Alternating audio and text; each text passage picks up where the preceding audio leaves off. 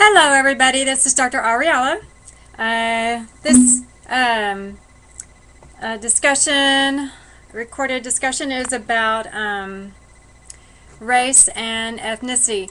This is a pretty complex topic, partly because people are really confused about what race and ethnicity is, and so there's a lot of misinformation about it, and partly because race, the concept of race is not a scientific category or concept.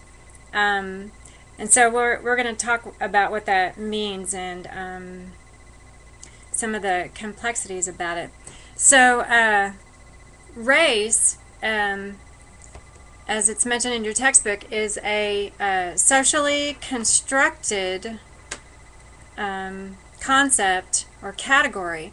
And what that means is that at some point, somebody made up the concept and started sharing it with people, and kind of acting like it was real or it meant something, and then other people talk about it, and then other people talk about it, and part of the aspect of it is that it changes, and racial categories change. So one of the reasons why you can tell that race is not a real, meaning scientific or something that is grounded in some kind of real meaning, one of the reasons why you can tell it's not is because, as your text discusses, that the racial categories change on the census.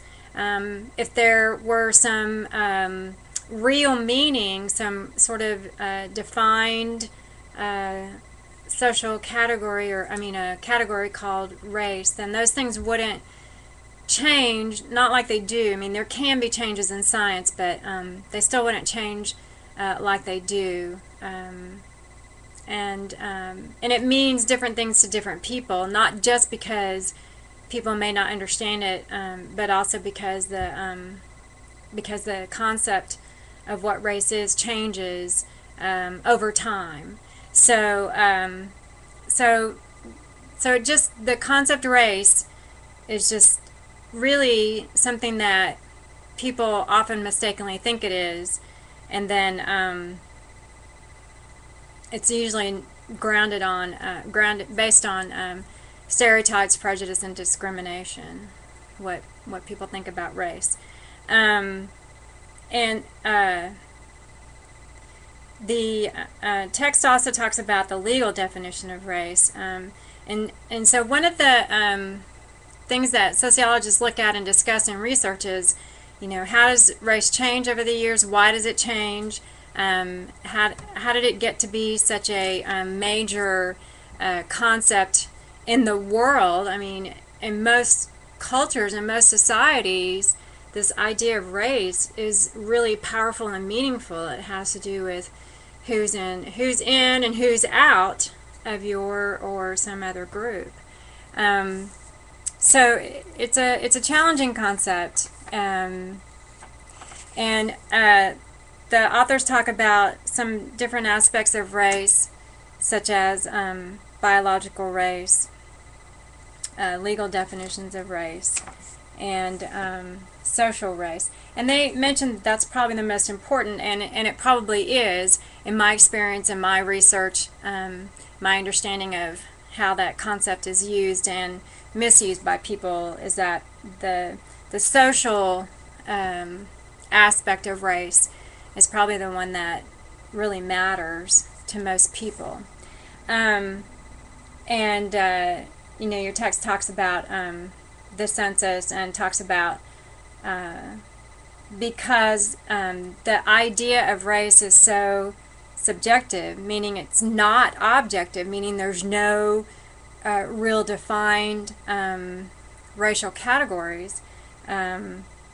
It's very confusing to people, and so we tend in society to define people based on their looks, for the most part. If you think about it, don't you usually say, that's a black person, that's an Asian person, and you're really talking about how people look, and according to science, People who, just as an example, people who are white, Caucasian, people who are black, African, African American, have more in common than do tall and short Caucasian people genetically.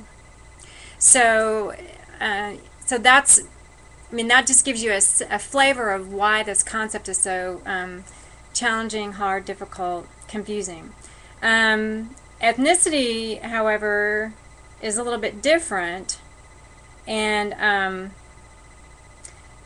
the ethnic groups tend to be based on major categories like religion, language, their region, so like, Southerners, Northerners, that sort of thing. But more we think of ethnic groups as people who are Hispanic, African American, Asian American, or Asian, and then other, lower populations. So the ethnic categories are a little bit better, sort of, defined, but it's still a really kind of wide, broad, kind of hard to pinpoint group. And then getting away from that, from those two concepts, race and ethnicity, then we get into this idea of minority and majority. Minority has nothing to do with numbers as a sociological, scientific kind of concept. A minority or a minority group has to do with, according to most people, of course there's always going to be debate, but it has to do with who has power and control, who has higher status. So a minority group can be majority in numbers in an area, but still have less power and control. And whites in South Africa is a really good example of that. Very small numbers, but they have the power and control. They are dominant in South Africa. So minority group, minority is about, and majority is about power and control and status. Who tends to be, which group tends to be epitomized, or that people want to live up to, things like that. So minority group has to do with status, power, and control. And then there are issues of concepts around stereotypes, prejudice, and discrimination. And people get these three mixed up as well, but they are different concepts. And so I would like you to think about, can someone stereotype someone but not discriminate? Can someone be prejudicial and not discriminate? Can someone discriminate and not stereotype and not be prejudicial? So if you put these on a table, you can kind of get a sense of whether or not there is overlap, whether or not you would automatically discriminate if you stereotype, whether or not you automatically discriminate if you have a prejudice. But these concepts are different, and they don't always overlap. So think about that a little bit, and I'll also post something related to that. And your text talks about this a little bit too on page 244. Racism, really, really big topic. Racism is discrimination of a group based on thinking that they are inferior. And so, of course, the Ku Klux Klan is a really good example of a racist group who does discriminate and does commit horrible acts against people that they believe should not exist. That's the extreme form of discrimination. And then there are topics about integration, assimilation, segregation, what those mean, and some of the things that people have discussed, looked at, evaluated, done some research on. So in my own work on looking at race and ethnicity, I have done quite a bit of research into this. It's not my only area that I've investigated, but when I did the research for my dissertation, one of the things that I discovered, for example, is that people who, in conducting interviews with people, I learned through my research, my literature review, that it would be beneficial for me to hire women who are of the same ethnic group or race, depending on how you look at it, as the women who are going to be interviewed. And so there's some research on that and about disclosure and feeling safe and things like that that are very relevant to different kinds of research. And so those kinds of issues are important to keep in mind. And then living here in Hawaii, there's a lot of discussion about racial issues. We have a large Asian population. Hawaiians are included in that racial category, Asians.